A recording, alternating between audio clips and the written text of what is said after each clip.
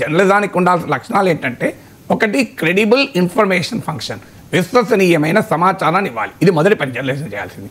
రెండవ పని ఏంటంటే మీకు క్రిటికల్ అడ్వర్సోరియల్ ఫంక్షన్, అంటే ఒక విమర్శనాత్మక పాత్రను పోషించాలి.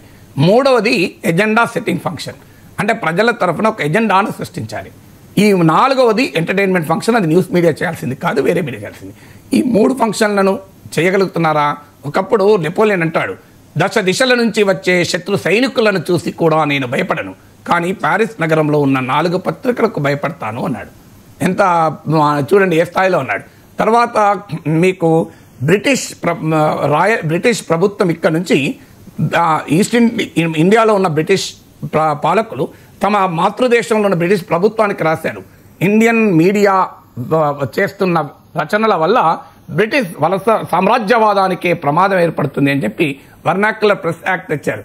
అంటే భారతీయ భాషల్లో వస్తున్న పత్రికలు రాస్తున్న వార్తలు బ్రిటిష్ సామ్రాజ్యవాదాన్ని గడగడలాడించాయి. అప్పుడున్న రీచ్ ఎంత, అప్పుడున్న టెక్నాలజీ ఎంత మీరు చూడండి.